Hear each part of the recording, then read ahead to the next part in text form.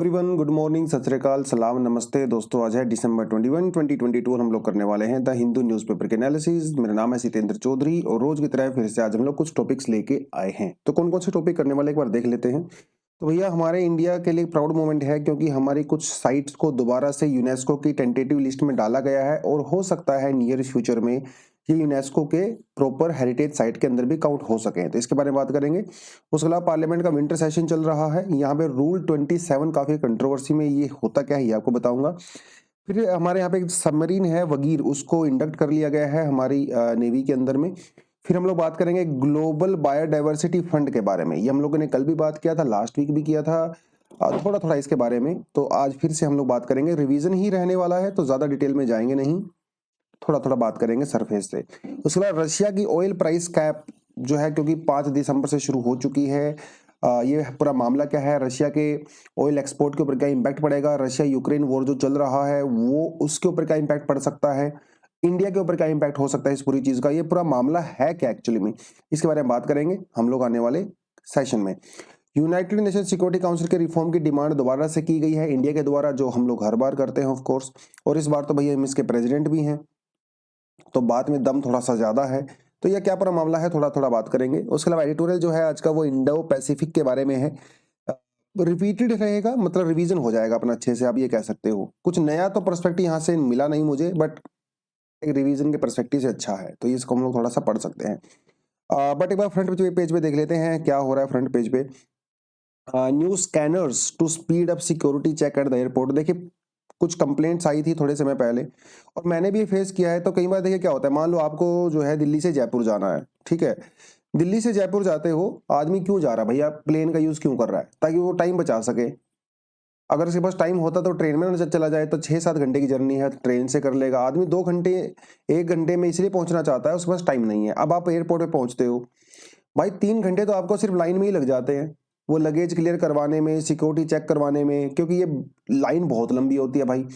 आप फिर क्या करिए, अगर आपके पास इलेक्ट्रॉनिक्स का सामान है तो पूरा अपना लैपटॉप, मोबाइल, कंप्यूटर, हर आईपैड वगैरह सब आपको डालना पड़ता है। फिर वो लाइन में खड़े रहिए, वो स्कैन होकर मशीन के अंदर से जाता है, फिर वो बाहर आ गया, बस उसको दोबारा से डालिए अपने मोबाइल लैपटॉप को, फिर आप जो है वहां से जाते हो, फिर आगे लाइन लगी होती है। तो कई बार जो है 3-3 4-4 घंटे पहले पहुंचने के बावजूद भी एयरपोर्ट पे कई लोगों की फ्लाइट मिस हो जा रही है, क्योंकि रश इतना ज्यादा हो गया है, लेकिन वहां पे जो स्कैनर्स हैं, सिक्योरिटी के लिए इंस्ट्रूमेंट्स हैं, वो कम है। तो काफी समय से रिफॉर्म्स की बात चल रही थी, बहुत लोगों ने कंप्लेंट भी किया है, तो गवर्नमेंट थोड़ा थोड़ा कुछ करना कुछ करने का जुगाड़ कर रही है उस केस में। या तो नई मशीनें अलॉट करेंगी, कुछ ना कुछ तो जुगाड़ करेंगे भाई। तो इसीलिए जो है एक कुछ मॉडर्न इक्विपमेंट्स की यहाँ पे बात हुई है।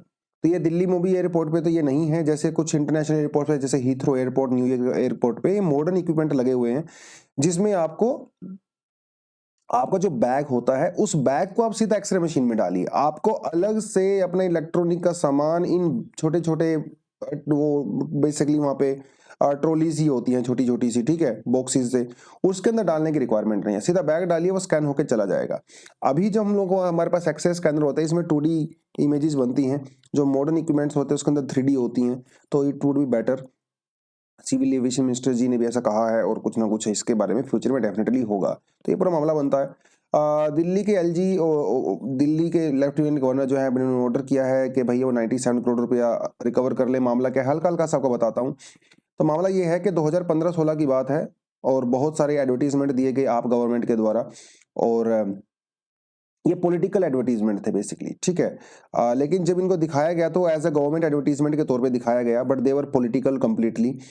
तो उस केस में जो है सुप्रीम कोर्ट की गाइडलाइंस ये कहती हैं कि अगर कोई पॉलिटिकल पार्टी ऐसा करती पाई जाती है कि गवर्नमेंट एडवर्टीजमेंट के नाम पे अगर वो पॉलिटिकल एडवर्टीजमेंट करती है तो उसके खिलाफ कार्रवाई भी हो सकती है। That are the supreme courts guidelines actually.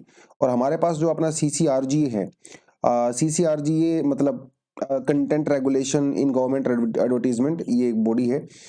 इसने एक्चुअली ये पाया था कि उन्होंने एक्चुअली में ऐसा किया है, तो 97 करोड़ रुपीस का जो है वो रिकवरी की जानी है उस पार्टी से। थोड़ी तो उसने पेमेंट कर दी थी पहले काफी, लेकिन बाकी पेमेंट अभी बची हुई है, तो इश्यू दोबारा से उठ गया है। लेट्स सी क्या होगा।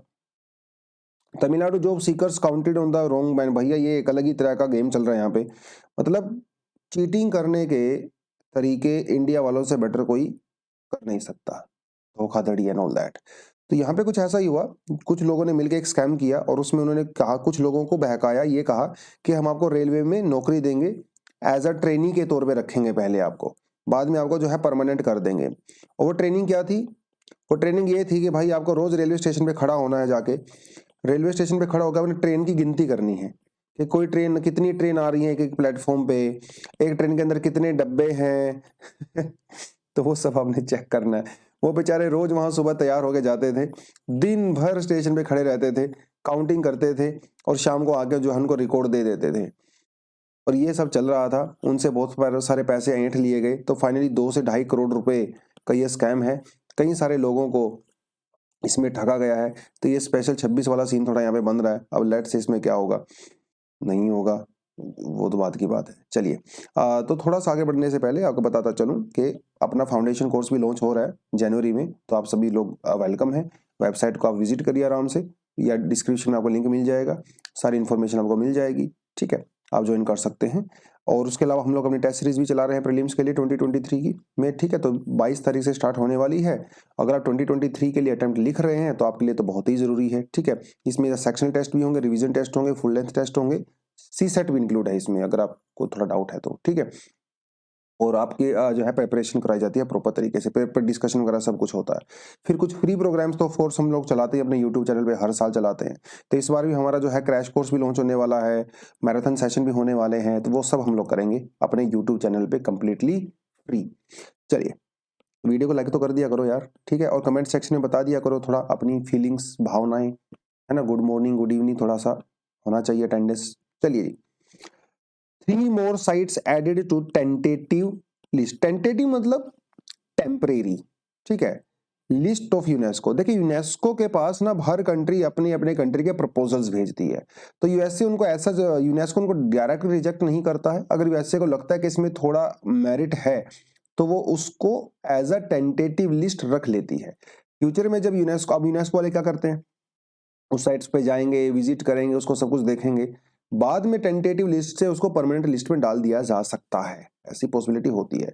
तो हम लोगों ने बेसिकली 3 अपनी यहाँ पे साइट्स को, एक तो वाडनगर टाउन, एक है मोधेरा का सन टेम्पल, और एक है उनाकोटी, त्रिपुरा के अंदर पड़ता है। ये रॉक कट जो है स्कल्पचर्स हैं बेसिकली, इनको जो है यूनेस्को की टेंटेटिव लिस्ट के लिए भेजा है, उन्होंने एक्सेप्ट भी कर लिया है, ठीक है। और इस समय with this India now has 52 sites on the UNESCO tentative list, ठीक है। ये जो है थोड़ा सा मामला यहाँ पे बनता है।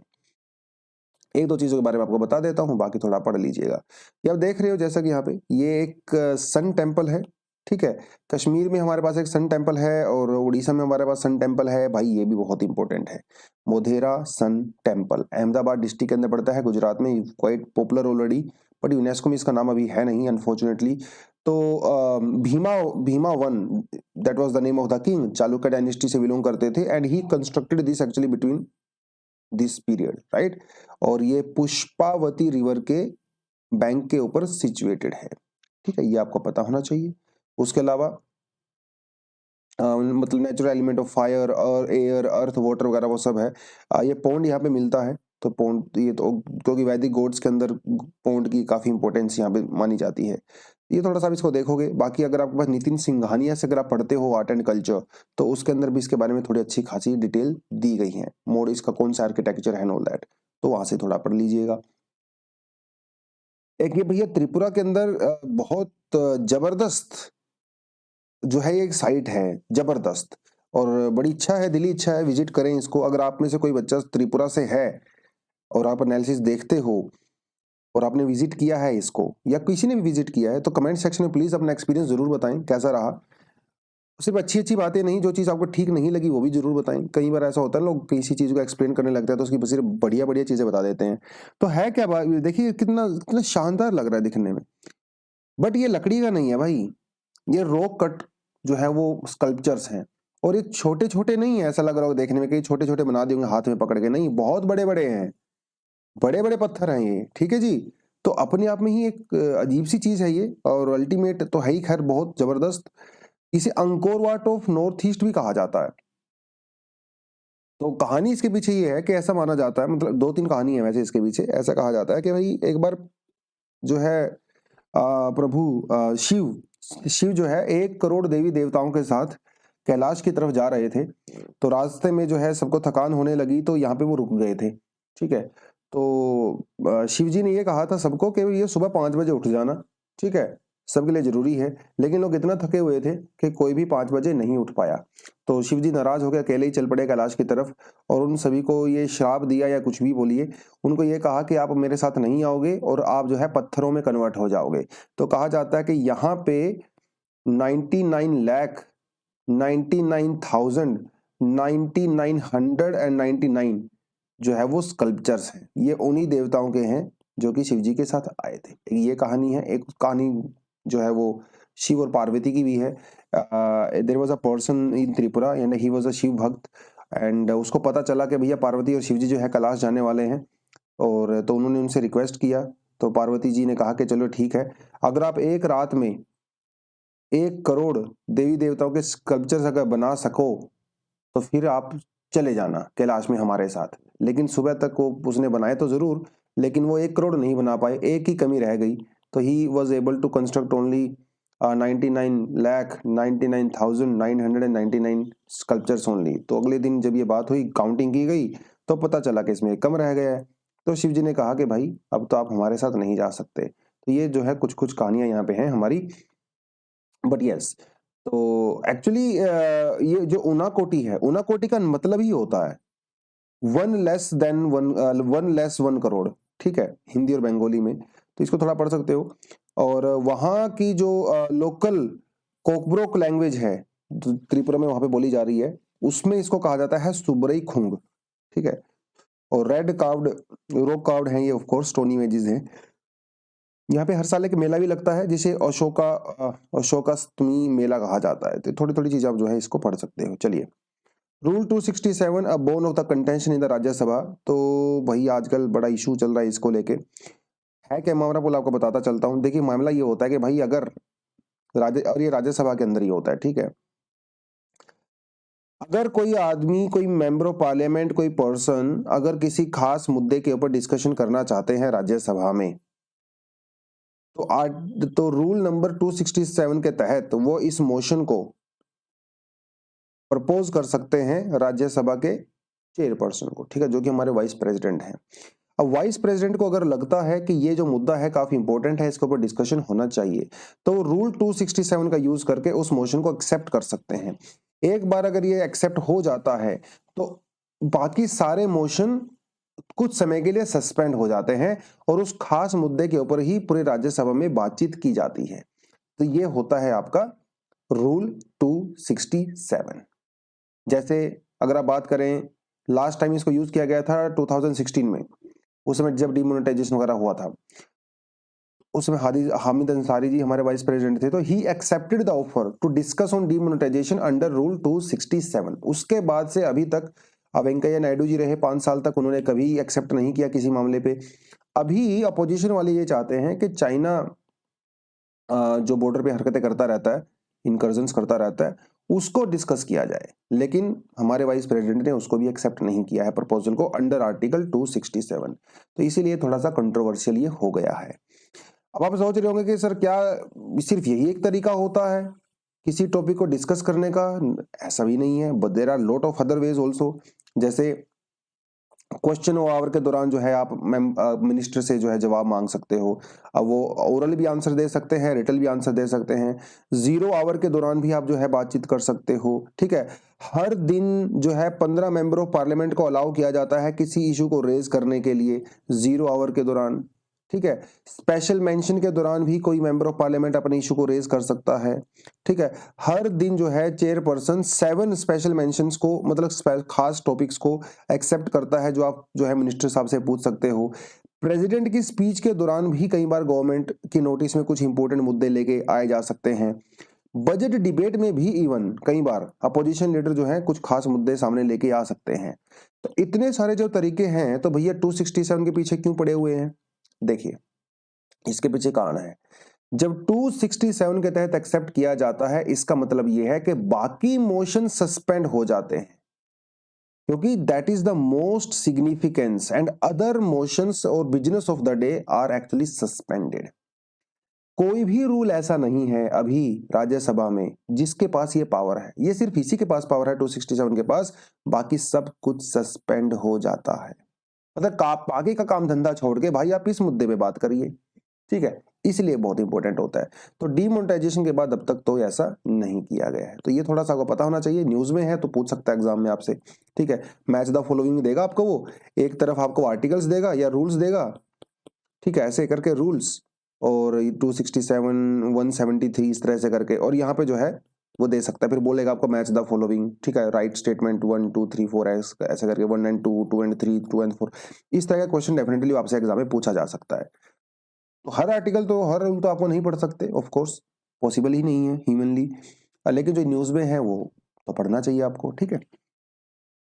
Navy takes delivery of the submarine Vagir, और वजीर बोलेंगे बेसिकली इसको हम लोग, बट इसने जी लिखा हुआ है, वजीर में तो हम लोग जी जे होना चाहिए था, एनीवेज वजीर टू बी कमीशन इन जनवरी। तो भैया इसको सौंप दिया गया है नेवी को, अभी कुछ टेस्ट वेस्ट होंगे इसके डेफिनेटली, और जनवरी से इसको जो है कमीशन किया जा सकता है। कमीशन बेसिकली लास्ट स्टेज होती है कि उसको प्रॉपर्ली सौंप दिया जाता है, आप उसको काम में ले सकते हो। तो ये एक बेसिकली एक पुराना प्रोजेक्ट है, ठीक है, इस प्रोजेक्ट का नाम है प्रोजेक्ट 75, ठीक है। और इस प्रोजेक्ट 75 के तहत हम लोग क्या कर रहे थे, हम लोग फ्रेंच गवर्नमेंट के साथ मिलकर बेसिकली कुछ सबमरीन्स इंडिया में डेवलप कर रहे थे। 6 सबमरीन्स डेवलप की जानी चाहिए थी, ठीक है, जिसमें से आईएनएस कावेरी ऑलरेडी कमीशन हो चुकी है 2017 में, आईएनएस खंडेरी वो भी हो चुकी है 2019 में, आईएनएस करंज ये भी हो चुकी है 2021 में, और आईएनएस वेला ये भी हो चुकी हैं। ये वाली जो है ये वजीर ये 5th है, ठीक है। 6th जो है जिसका नाम है वगशीर, वो हो सकता है 2023 के एंड में भी हम लोग उसको ले लें। तो ये बेसिकली डील की गई थी फ्रेंच गवर्नमेंट के नेवल ग्रुप के बीच में और इंडिया के बीच में, 3.75 की डील थी, ये 2005 में की गई थी, मतलब देखो 17 ईयर्स हो गए हैं। यह प्रोजेक्ट ऑलरेडी अपनी डेडलाइन से 5 साल पीछे चल रहा है, लेकिन अभी इसको थोड़ा जल्दी जल्दी करके करेंगे। अगर हम लोग इंडिया में सबमरीन्स की बात करें तो भैया हमारे पास टोटल 15 कन्वेंशनल सबमरीन्स, जिनमें से 7 जो है वो रशियन किलो क्लास से आती हैं, 7, 4 हमारे पास जर्मन मेड हैं, और 4 हमारे पास स्कॉर्पियन क्लास सबमरीन्स हैं, ठीक है, और एक हमारे पास indigenous nuclear ballistic missile submarine भी है आईएनएस अरिहंत। तो इस तरह से हमारी नेवल की पावर जो है वो डेवलप होती है, और आने वाले समय में जिस तरह से चाइना से थ्रेट आ रहे हैं, 26/11 के बाद भी काफी काम हुआ यहाँ पे, अपनी नेवी को हम लोग काफी स्ट्रॉन्ग करने की कोशिश कर रहे हैं, ठीक है। चलिए एक ये छोटा आर्टिकल आता है, कल भी हम लोगों ने इसके बारे में डिस्कस किया था, तो सिर्फ रिवीजन के तौर पे डिस्कस करेंगे, ज्यादा डिटेल में जाएंगे नहीं। तो भाई मामला ये बनता है कि अभी कन्वेंशनल बायोडाइवर्सिटी हुआ अपना, ठीक है, कोप हुआ, और उस कोप में सबसे बड़ा मुद्दा यार दुनिया में सबसे बड़ा एक ही चीज है, पैसा है ना, एवरीथिंग रिवॉल्व्स अराउंड मनी, ठीक है, सबको पैसा चाहिए, देना कोई नहीं चाहता है। अब यहाँ पे पैसा किसको चाहिए, डेवलपिंग कंट्रीज को चाहिए, जैसे इंडिया जैसी कंट्री है, ठीक है, हमें पैसा चाहिए, डेवलप्ड कंट्री के पास पैसा है, हम उनसे पैसा मांगते हैं, वो हमें पैसा देते नहीं है। एक तरफ तो आप पैसा देते नहीं है, दूसरी तरफ आप हमें हमारे ऊपर दबाव बनाते हो कि क्लाइमेट चेंज के लिए कुछ करो, बायोडाइवर्सिटी के लिए कुछ करो। अरे भाई कुछ पैसा दो तभी तो करेंगे ना, क्योंकि ये जो लूटमार हुई है, ये जो नुकसान हुआ है, डैमेज हुआ है, उसके लिए भाई आप ही रिस्पॉन्सिबल हो, तो ज्यादा रिस्पॉन्सिबिलिटी आपकी बनती है, थोड़ी कम रिस्पॉन्सिबिलिटी हमारी बनती है। इसका मतलब ये नहीं है कि हम लोग सेंसिटिव नहीं है, सेंसिटिव हैं, लेकिन कैपेसिटी नहीं है ना यार, तो धीरे धीरे जो कैपेसिटी आएगी तो काम करेंगे। तो क्लाइमेट चेंज को तो के लिए तो ऑलरेडी फंडिंग के लिए बहुत सालों से बात हो ही रही है ना, कितने साल हो गए, क्योटो प्रोटोकॉल से बात हो रही है, पेरिस में भी बात हुआ, बट बायोडाइवर्सिटी के लिए फंडिंग को लेके अब तक कुछ बड़ा मामला बना नहीं था अनफॉर्चुनेटली। लेकिन पहली बार ऐसा हुआ है कि भाई शुरुआत कुछ हो चुकी है यहाँ पे, और डेवलप्ड कंट्रीज ने अग्री कर लिया है कि हम लोग डेफिनेटली आपकी हेल्प करेंगे। तो कितनी हेल्प करेंगे, एक तो वो थोड़ा आपको पता होना चाहिए, ये कल भी हम लोगों ने बात किया था। उनका कहना है कि $20 बिलियन हर साल, ठीक है, ये थोड़ा सा पेन वाला इशू है, $20 बिलियन हर साल हम आपको देंगे बाय 2025, और $30 बिलियन हम हर साल आपको देंगे। गिव मी जस्ट 1 सेकेंड, इसको मैं इधर से हटा देता हूँ, दोबारा ले लेता हूँ इसको मैं, ठीक है, हाँ तो आ गया, चलिए बहुत बढ़िया। इतना तो उन्होंने कहा कि $30 बिलियन जो है, अच्छा मेरी पेंसिल की बैटरी चली गई, एनीवेज $30 बिलियन हम लोग आपको देंगे, कब तक? 2030 तक, ये उन्होंने कहा है। तो इस पूरे मामले में क्या क्या बनता है, पहले तो हमें ये पता होना चाहिए कि बायोडाइवर्सिटी हमारे लिए इतनी इंपॉर्टेंट है क्यों। तो भैया बायोडाइवर्सिटी रहेगी तो हम रहेंगे, सीधी सी बात है। बायोडाइवर्सिटी का मतलब होता है वैरायटी ऑफ लाइफ। दुनिया भर के डिफरेंट तरह के स्पीसीज हमारे पास पाए जाते हैं। 1.7 million type of species actually identify किए जा चुके हैं, लेकिन ऐसा माना जाता है कि दुनिया में इस समय टोटल 13 मिलियन जो है वो स्पीसीज हैं। खैर वो तो अलग बात है, लेकिन ये बायोडाइवर्सिटी हमारे लिए जरूरी क्यों है, ये भी जानना बहुत जरूरी है। जरूरी इसीलिए है कि इससे बहुत इंपॉर्टेंट काम होते हैं, ठीक है। बिल्डिंग मटेरियल हमें मिलता है, वाटर प्योरिफिकेशन होता है, एयर प्योरिफिकेशन होता है, क्लाइमेट की को स्टेबलाइज करता है, हमारे जो पोल्यूटेंट्स होते हैं उनके इम्पैक्ट को कम करता है। फूड के टाइम पे ड्रोट, जब फूड क्राइसिस होता है, ड्रोट होता है, एक्सट्रीम टेम्परेचर वेरिएशंस होती हैं, तो बायोडाइवर्सिटी ही हमारी बेसिकली हेल्प करती है उन सारी चीज़ों को कंट्रोल करने के लिए, ठीक है। तो इसलिए बायोडाइवर्सिटी भैया इंपॉर्टेंट तो बहुत है। उसके अलावा कुछ कंसर्न्स भी हैं। कंसर्न है जैसे हमारे पास जेनेटिकली मॉडिफाइड स्पीसीज का एक कंसर्न बहुत ज़्यादा है हमारे पास, वो तो डेफिनेटली है ही। तो ये सारा मामला चल रहा था, और इस सारे मामले में एक जो और कंसर्न यहाँ पे सबसे बड़ा आया था, वो ये आया था, डेवलप्ड कंट्री चाहती हैं कि डेवलपिंग कंट्री एग्रीकल्चर सब्सिडी ना दें। उनका कहना है कि एग्रीकल्चर सब्सिडी से भी बहुत नुकसान होता है डाइवर्सिटी को, लेकिन इंडिया तो इस चीज को अफोर्ड नहीं कर सकता। इंडिया ने तो भैया साफ साफ मना कर दिया, एग्रीकल्चर सब्सिडी नहीं देंगे तो भैया किसान खाएंगे क्या, कमाएंगे क्या, है ना। तो वो तो खैर हम लोगों ने एग्री नहीं किया है, बाकी सारी चीजों पे लगभग लगभग हम लोगों ने एग्री कर लिया है। तो ये बनता है पूरा मामला। अब बायोडाइवर्सिटी को सबसे बड़ा खतरा क्या है? देखिए डेंजर तो बहुत सारे हैं, क्लाइमेट चेंज है, पोल्यूशन है, दुनिया भर की चीजें हैं, लेकिन एक यूनिक सा जो चैलेंज है बायोडाइवर्सिटी को प्रोटेक्ट करने के लिए, वो बताया गया पार्था दास गुप्ता जी के द्वारा। इन्होंने कहा कि जीडीपी कैलकुलेशन करने का जो अपना तरीका है, वो सबसे बड़ा डेंजर है हमारी बायोडाइवर्सिटी को लेके। देखिए कैसे ये काम करता है, थोड़ा आपको बताता चलता हूं। जीडीपी हम लोग कैलकुलेट कैसे करते हैं? जीडीपी का मतलब होता है कि मनी वैल्यू, यानी कि एमआरपी की बात, एमआरपी की बात कर रहा है वो बेसिकली। कोई भी गुड्स और सर्विसेज हम लोग इकोनॉमी में एक साल में प्रोड्यूस करते हैं, उनका जो एमआरपी होता है, मार्केट वैल्यू होती है, वो गुड्स, वो हमारी जीडीपी होती है। अब ये जीडीपी कैलकुलेट करने का तरीका है, बट इस पूरे तरीके में कहीं भी हम लोगों ने एनवायरनमेंट को कंसिडर नहीं किया। मतलब आप ये समझ लीजिए कि अगर जैसे मान लो अडानी कंपनी है, अडानी कंपनी ने अगर 1000 एकड़ अगर मतलब फॉरेस्ट को डिस्ट्रॉय करके अगर कोई केमिकल फैक्ट्री लगाई है, तो केमिकल फैक्ट्री से जो पैसा आएगा वो तो जीडीपी का पार्ट हो जाएगा, लेकिन इस 1000 एकड़ फॉरेस्ट को आपने जो डिस्ट्रॉय किया है, उससे क्या नुकसान हुआ है, वो जीडीपी के अंदर इंक्लूड नहीं होता। तो जीडीपी के ऊपर इतना ज्यादा भरोसा करना, ये हमारी एनवायरमेंट और बायोडाइवर्सिटी के लिए सबसे ज्यादा खतरनाक है। इस मेथोडोलॉजी को चेंज करने की जरूरत है, ठीक है। आप ग्रीन जीडीपी का कॉन्सेप्ट लेके आइए, या फिर जो एनवायरमेंटल डिस्ट्रक्शन होता है उसको काउंटिंग करने का कुछ तरीका लेके आइए, है ना, दैट्स अ बेटर वे। तो ये इन्होंने यहाँ पे बेसिकली कुछ कहा है। चलिए, how the great Gamble on the price cap on the Russian oil might just fumble. देखिए पहले हम लोग बात कर चुके हैं कि आपको पता है कि भैया रशिया दुनिया का one of the largest oil producer country भी है ना, इसमें कोई डाउट नहीं। ग्लोबली 10% जो वर्ल्ड की सप्लाई है ऑयल की, वो रशिया से आती है, और यूरोपियन कंट्रीज काफ़ी डिपेंड करती हैं रशिया के ऑयल और नेचुरल गैस के ऊपर। और ये रशिया यूक्रेन वॉर हुआ, तो अब वही जो कंट्रीज रशिया से इंपोर्ट करती थी, वही रशिया के अगेंस्ट में हो गई हैं। तो वो चाहती हैं कि हम लोग उस ऑयल को इंपोर्ट ना करें, इसके साथ साथ कोई और कंट्री भी रशिया के ऑयल को इंपोर्ट ना करे, क्योंकि रशिया जो ऑयल इंपोर्ट करता है उससे रशिया को होती है इनकम, और इस इनकम से वो यूक्रेन के अगेंस्ट में उसको यूज करता है। तो इसके लिए कई उन्होंने जुगाड़ निकाले, लेकिन कोई भी सक्सेसफुल नहीं हुआ। फाइनली एक उन्होंने जुगाड़ निकाला प्राइस कैप वाला। अब इसमें होता क्या है थोड़ा आपको बताता चल, तो जो स्टूडेंट नए हैं उनको नहीं पता होगा, पुराने स्टूडेंट को तो अच्छे से पता होगा। देखिए, जो एक शिप होता है, ठीक है, जिसमें जो है वो कंटेनर्स होते हैं, ऑयल कंटेनर्स। अब ये काफी रिस्की बिजनेस है, ठीक है, क्योंकि इतना थाउजेंड्स ऑफ किलोमीटर आपको ट्रेवल करना पड़ता है, तो इनके लिए इंश्योरेंस मैंडेटरी होता है। इन कंपनीज जो कि सर्विस शिपिंग सर्विस प्रोवाइड कराती हैं, इंश्योरेंस मैंडेटरी होता है।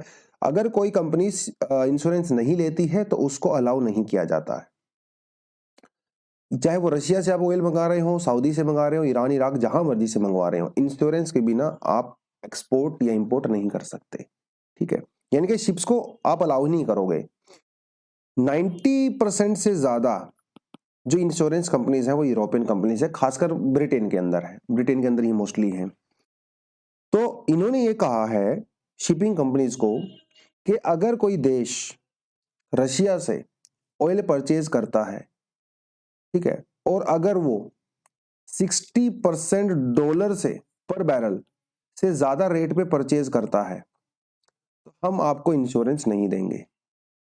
मतलब कोई भी शिपिंग कंपनी रशिया से ऑयल को एक्सपोर्ट नहीं कर सकती अगर रशिया उसको खरीद रहा है। मतलब सिंपल सेंस में बताऊं, इंडिया है मान लो, ठीक है, इंडिया ने रशिया से ऑयल मंगवाना है, एक कंटेनर में भर के तो आएगा ना, वो कंटेनर के बिना तो आएगा नहीं।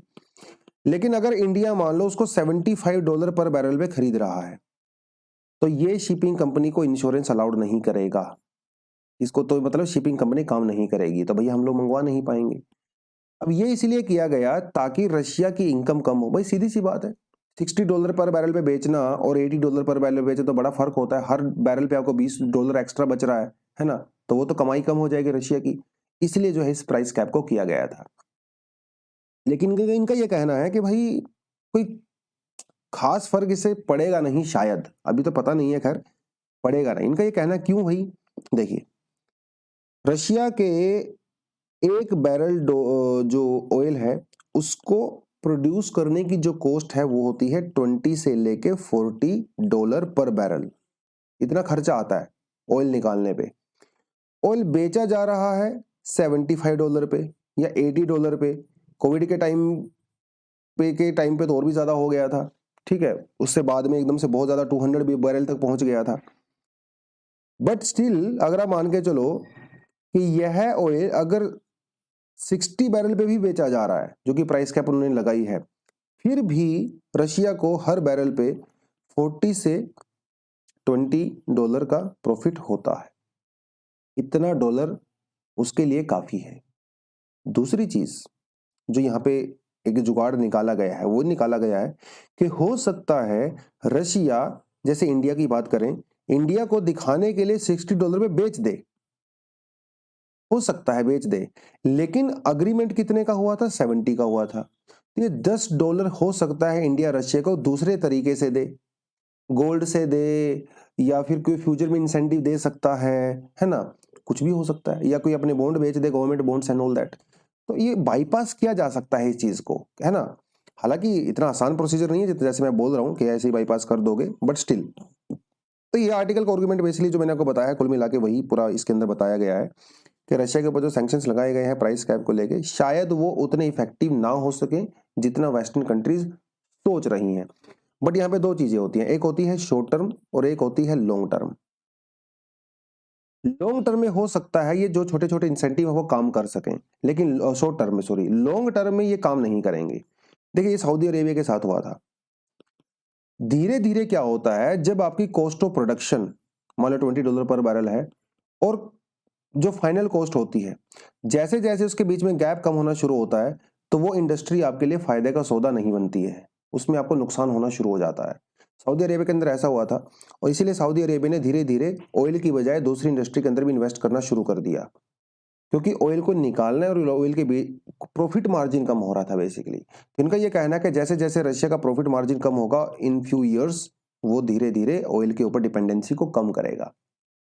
और ऑयल के अलावा और डिफेंस के अलावा रशिया में कोई और तीसरी इंडस्ट्री ज्यादा डेवलप एक्चुअली है नहीं, ठीक है, तो इसलिए वो रशिया के इनकम को कम करना चाहते हैं।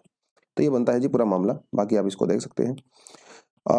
हम लोगों ने हमेशा की तरह एक ही काम वो करते हैं, जैसा कि हम लोग यूनाइटेड नेशन सिक्योरिटी काउंसिल के अंदर एक्सपेंशन की बात कर रहे हैं, ठीक है। अभी तो वहाँ पे 5 ही मेंबर हैं जो परमानेंट हैं, 10 नॉन परमानेंट हैं। हम चाहते हैं भाई हम भी परमानेंट मेंबर बने, तो उसके लिए पूरी चीजें हैं। हमारा G4 का एक ग्रुप भी है ना, जिसमें के अंदर जापान है, जर्मनी है, ब्राजील है, इंडिया है। हम लोग डिमांड करते हैं भैया यूएनएससी के अंदर रिफॉर्म हो, हम परमानेंट मेंबर बने, ठीक है। और इवन यूएसए भी सपोर्ट करता है हमें, ब्रिटेन भी सपोर्ट करता है, फ्रांस भी सपोर्ट करता है, रशिया भी सपोर्ट करता है, सिर्फ चाइना हमें सपोर्ट नहीं करता एज अ परमानेंट मेंबर। तो यूनाइटेड नेशन सिक्योरिटी काउंसिल के अंदर बहुत सारे रिफॉर्म की रिक्वायरमेंट क्यों है, क्योंकि कुछ कमियां हैं वहां पे। कौन कौन सी कमियां हैं, ये पुराना आर्टिकल है और पुरानी स्लाइड है ये, तो मैंने आपको थोड़ा इसमें डाल दिया है, ठीक है। तो ये थोड़ा आप इसको क्लियरली जाके देख सकते हो।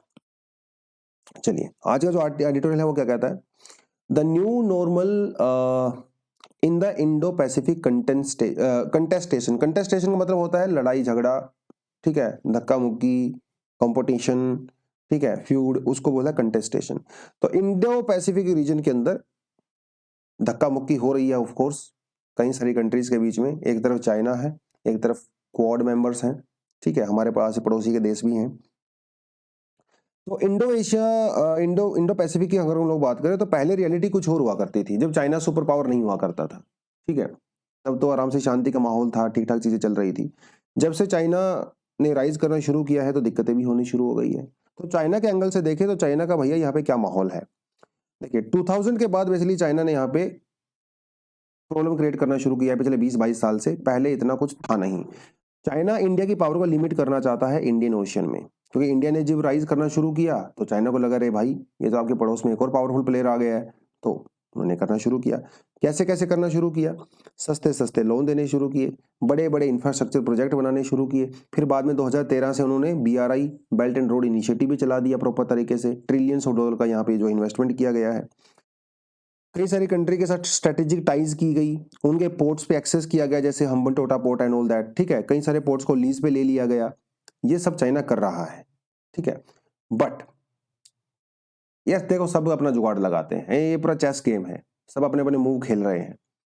इंडिया के साथ वो अपना मूव खेल रहा है, लेकिन इंडिया के साथ उस सबसे बड़ा जो मूव खेला गया वो गलवान खेला गया। गलवान के बाद रियलिटी एकदम से चेंज हो गई। इंडिया का कंसर्न जो चाइना को लेके था पहले वो 100 टाइम ज्यादा हो गया, क्योंकि तब से पहले तो हम लोग पाकिस्तान के साथ ही उलझे हुए थे, चाइना तो अभी आया था गेम के अंदर, तो रियलिटी बदल गई है। तो इंडिया ने अपना गेम खेलना थोड़ा फास्ट फॉरवर्ड कर दिया। मालदीव के साथ हम लोगों ने बढ़िया एंगेजमेंट करना शुरू कर दिया है, इकोनॉमिकल काफ़ी हेल्प उनको हम लोग दे रहे हैं। नेपाल के साथ भी हमारी रिलेशन अभी काफ़ी इंप्रूव हो गई है पहले के कंपैरिजन में, एक बार तो काफ़ी डाउन चला गया था रिलेशन, ठीक है। उसके अलावा श्रीलंका को तो खैर हम लोगों ने $4 बिलियन से ज़्यादा का हेल्प दे ही दिया है, तो उनके साथ भी रिलेशन बेटर हो रहे हैं। वहाँ पे सरकार चेंज हुई है, वो भी हाँ इंडिया को लेके थोड़ा सा ज़्यादा होपफुल है, ठीक है।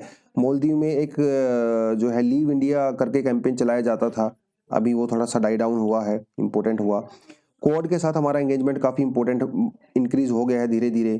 तो यूएस ऑस्ट्रेलिया मालदीव के अंतरिम एम्बेसी ओपन करने की बात कर रही हैं। जापान श्रीलंका के लोन को दोबारा से रीस्ट्रक्चर करने की बात कर रहा है। यूएस ने नेपाल के साथ अग्रीमेंट किया गया है फ्यू मिलियन डॉलर्स का, 400-500 मिलियन डॉलर का है I guess, millennium challenge cooperation. तो ये हम लोग क्या चाह रहे हैं कि इंडिया की जो ये क्वाड कंट्रीज हैं, हमारी जो दोस्त हैं, ये नेपाल, मालदीव, श्रीलंका के साथ एंगेजमेंट इसीलिए कर रहे हैं ताकि वो चाइना वाले ग्रुप में ना जाएं, है ना। लेकिन सब अपना अपना जुगाड़ करें। फ्यूचर में क्या होगा, देखिए फ्यूचर ऐसा ही चलने वाला है। This is a new reality, this is a new reality of Indo Pacific. ये चीजें आगे कम नहीं होंगी, बढ़ेंगी, ठीक है। तो ये जो साउथ एशियन कंट्रीज हैं, साउथ ईस्ट एशियन कंट्रीज भी हैं, वो डेफिनेटली दोनों कंट्रीज के साथ दुश्मनी मोल नहीं लेना चाहते, तो वो दोनों के साथ एंगेजमेंट चाहते हैं। ऐसा कभी भी नहीं होगा कि श्रीलंका या मालदीव या कोई भी कंट्री वो चाइना से रिलेशन तोड़ के इंडिया के साथ दोस्ती कर ले, नहीं, वो तो दोनों के साथ ही रहने वाले हैं, क्योंकि उनके लिए तो कंपटीशन अच्छा है ना, हम भी हेल्प कर रहे हैं, चाइना भी हेल्प कर रहा है, उनके लिए तो बढ़िया ही है, ठीक है। तो this is the new reality of South Asia. अब यहाँ से क्वेश्चन देख लीजिए क्या बनेगा, discuss how geopolitics in Indo Pacific region has changed in past 2 decades with respect to India and China. तो ये क्वेश्चन है आप लिख सकते हो, ठीक है। तो दोस्तों आज के लिए इतना ही था, 2 एडिशनल आर्टिकल अपने पास है, अगर आप पढ़ना चाहो तो उसको भी पढ़ सकते हो। तो thank you very much, all the best, जय हिंद।